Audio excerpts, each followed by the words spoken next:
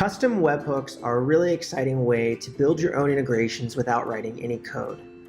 To get started, let's go to our Integrations tab and click Webhooks. Now, these are super flexible, so you'll see the example just says something happened. That's because you can send any information you want from any other app using custom webhooks. If you're used to tools like Zapier, this is kind of similar, except you don't need a Zapier account. First, let's start by connecting a webhook. This is going to generate for us a blank template that just says something happened, and it's also going to produce for us a unique URL. No one else has this URL, and you should keep this private in whatever apps you choose to connect it to. I'm going to save this in my own code so that we can do a live demo as URL. Next, let's say I wanted to connect some service I use that tracks new signups or purchases. Maybe the tool I use doesn't connect to Zapier, or I don't have a developer to implement the API, or it costs extra to use the API or Zapier.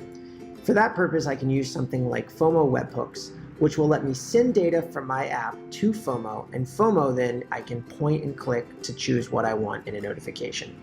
Let's do a demo.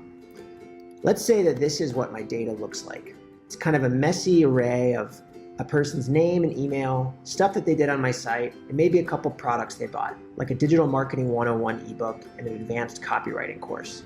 I can now send that to Fomo. So this is what the app I might be connecting to Fomo is doing. It's going to send the data.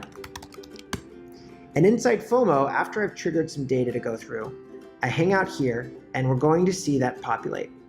Once Fomo receives it, I can now see the payload and start mapping it. Here's that information we just sent from our app. And let's now start building a map. But before I do that, I want to know what my Fomo notification should say. Since this is a group of people who are on my website downloading my ebook or buying my products, I might do something like this. First name just, and maybe they can sign up, maybe they can download. So let's say verb, our free ebook, and then maybe title. So the title of my book. Maybe I want to make that bold, and then I want to show a timestamp. So here's my basic template. Now let's go back to our integration itself and map over all the variables. I have all of my data here, and to grab it, I just choose these drop downs. So I'm going to say that the first name value is called first name, because that's what I called it in my template. I'm now going to add another mapping rule, and I'm going to actually map over the email to email address, and we'll see why in a second. This is not going to show up to my visitors, but there's something pretty cool we can do with emails. Let's add another rule and grab that word downloaded, and let's call that verb. We named it verb in our template. We could certainly rename it if we ever wanted to. And finally, what was it the person did?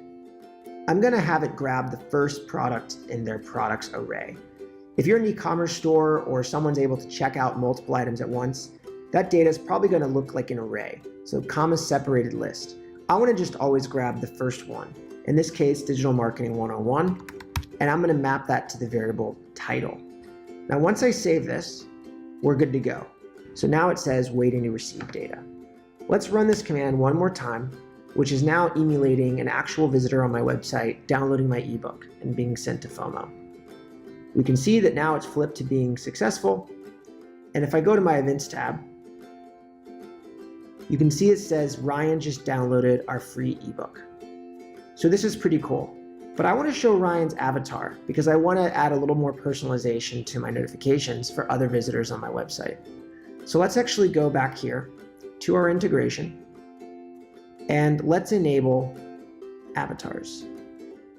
I scroll down to my template, image tab, use customer avatar. All this requires is their email address. Save, and now let's send that information one more time from our app.